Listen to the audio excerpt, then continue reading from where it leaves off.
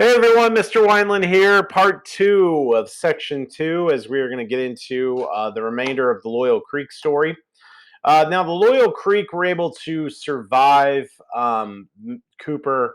They were able to battle their way through the cold as well, lack of ammunition. They got west of Skiatook. In December 26, Confederates would attack them a third time in the battle, lasting 4 hours, defeating Apathwahoi's people. Many were killed or captured, but some survivors were able to flee and make their way to safety into Kansas. Pathiohoya was on those who struggled into Kansas, where he lived there until March of 1863, sadly not living too much longer. But his people were free in Kansas and able to have safety. Many refugees suffered greatly through this time. There was a lot of disease, lack of food. It would be years before they could rebuild in Indian country as well. We see one of the first major battles, Pea Ridge. In your definition for Stan Wadey is all in this in blue. A lot of battles on the front in Indian Territory, much in the eastern. A lot of battles in the eastern half, like I talked about in the previous video. Some of them are in the very first half of the war, led into Confederacy victories. It isn't until about the Western Front that things started to change. With Ulysses S. Grant comes into the picture, really capturing major parts of Tennessee and then eventually Mississippi before you start to see the war shift a little bit more to the north side. We see that one of the biggest decisive battles won in the Indian Territory was at Pea Ridge, just northwestern Arkansas, in March of 1862. We see more than 10,000 Union soldiers commanded by Brigadier General Samuel Curtis battled 16,000 Confederates at Elkhorn Tavern on Pea Ridge. And one of those was Stan Wadey, who was a Cherokee soldier who had joined up with the Confederacy and would ultimately lead a regiment of troops, 800 Cherokee troops that he would lead. So Sam Wadey and John Drew joined in this battle. It was a fierce battle, a tough battle, but after 2 days of fighting, the Union won. 4,600 Confederate soldiers were lost that day compared to just 1,400 of the Union. So that's quite a victory for the Union at this point in time. Answer number 12 is in this first point, and then James Blunt's all in blue here. So with the loss at Pea Ridge, this definitely hurt the Confederacy side because losing all those troops, it was going to be hurtful for them. Union leaders in Kansas or summoned from Wisconsin, Ohio, Indiana, and Kansas as well.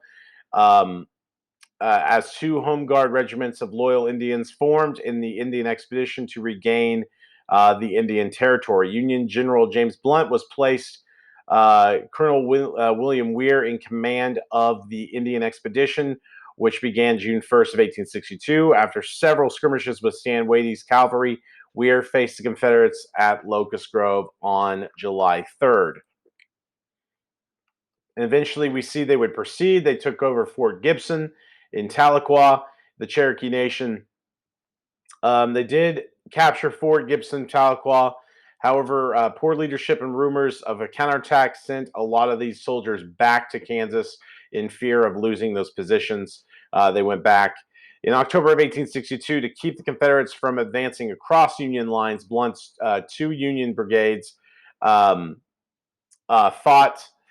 Cooper's Confederate forces in northwestern Arkansas, and the Cherokee Nation would have two governments at one point during this time, as both the Union and the Confederacy are trying to take control of this area of Confederate lands. After several battles, Cooper's troops retreated to Fort Wayne in Indian Territory, while others went to Huntsville, Arkansas. In May of 1861, the freed slave and abolitionist Frederick Douglass called for African Americans to participate in the Civil War. Frederick Douglass was called upon to call on his African American people to do anything they could to serve in this war, meeting up with Lincoln.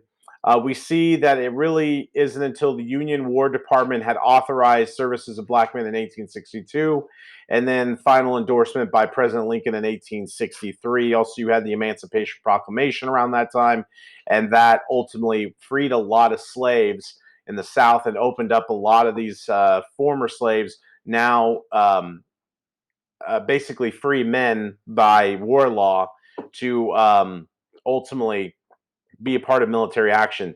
And so we see Fort Smith in 1863.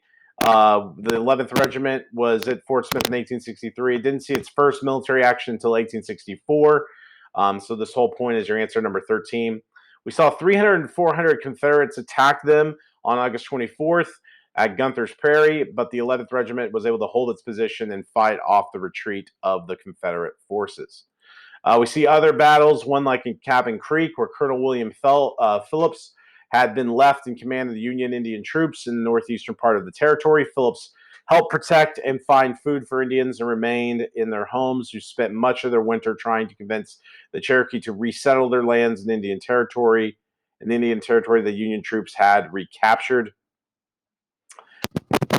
The Union Cherokee would eventually meet at Cal February of 1863, where the Cherokee withdrew from the Confederacy and declared Stanwady and his followers outlaws and abolished slavery, which is your answer number 21.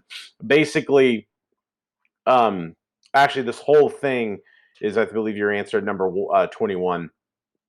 But basically, you would see the Cherokee finally come together, reform the government, and kind of push the Confederacy out of their territory. By April of 1863, the Union was going to recapture Fort Gibson. We see more and more troops are building a mile-long 18-gun earthwork called the Fort Blunt, the hill above Fort Gibson. We see that a supply train was then sent to resupply much of these forts around Kansas and certain parts of Indian Territory.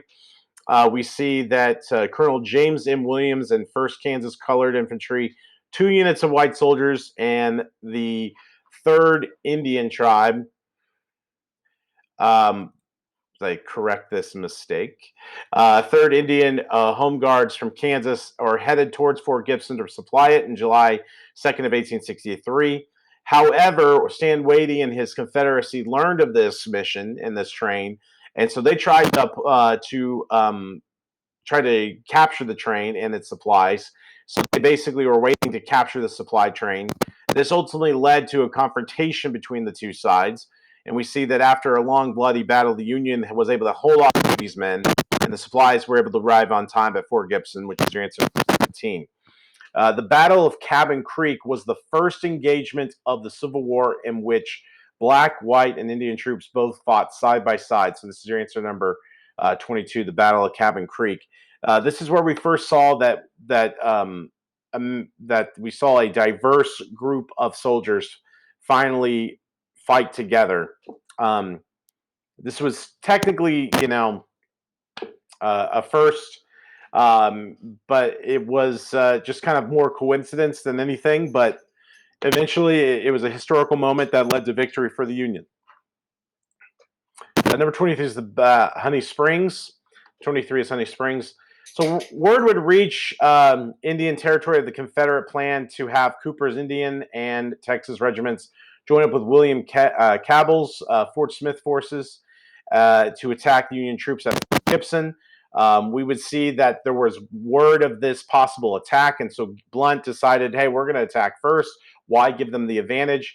And so we see on the night of July 15th, he quickly began moving artillery and men across the swollen Arkansas River.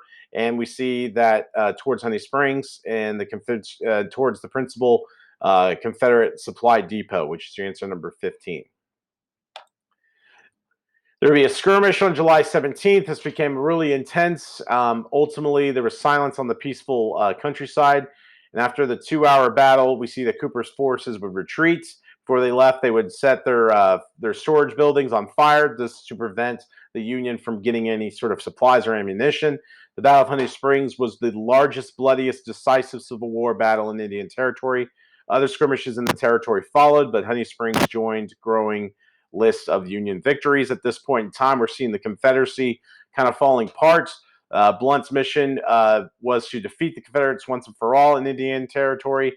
So Cooper and Indian troops still were dispirited after the defeat at Honey Springs. So Blunt attacked the Confederates on August 26th of 1863, found them at Perryville, a major supply depot for the Confederates located between Boggy Depot and Scullyville on Texas Road. Ultimately, the Confederates retreated and leaving their supplies. So Blunt was able to recapture much of Indian Territory, be able to shut down the Confederacy, but that doesn't mean that that everything was all done and good. There was a few scattered soldiers, Confederate soldiers, still trying to attack, but instead of a full-on scale battle, they would try guerrilla warfare tactics. From September of 1863 to summer of 1865, we saw the only type of warfare in Indian Territory was guerrilla activity. So guerrilla, your definition, is a member of a small military group that harasses the enemy. We see that Stan Wadey is a part of this. Colonel William Quantrell of the Confederate Raider, primarily based in Kansas, periodically would roam into the territory, burning horses, stealing things, and also attacking certain villages. Stan Wadey would raid as well many parts of Indian Territory. We would see that guerrilla warfare, mostly with Wadey's troops, in 1864 of June. He would ambush and capture the supply steamboat of J.R. Williams and made his way up the Arkansas River towards Fort Gibson. September of 1864, General Sterling Price, Wadey's regiment, and Colonel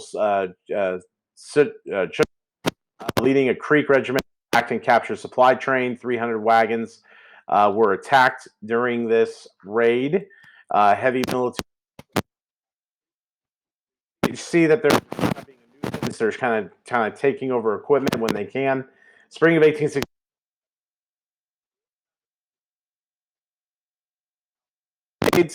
With practically no military action in Indian Territory, Indian troops were allowed crops and families, but we would see that most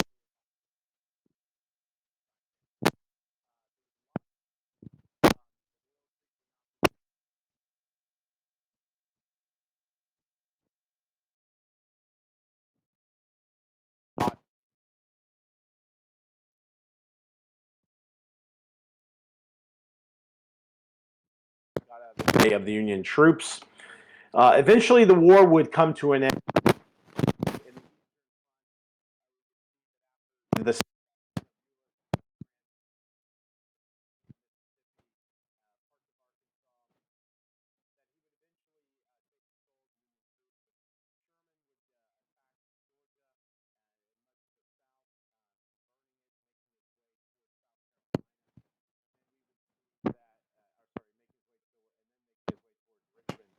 and that's when once Richmond was captured, it ended the war. But the war would end on April 9th of 1865. Appomattox Courthouse in Virginia, where Confederate General Robert E. Lee, Ransom number 24, surrendered to Ulysses S. Grant, ending the Civil War. Just before the war had ended, the Creek leaders had tried to arrange a general council of all Indians in Council Grove to present a united front to the Union leaders, but at that time, Union leaders were not having it. They did not want to meet with the Native American tribes.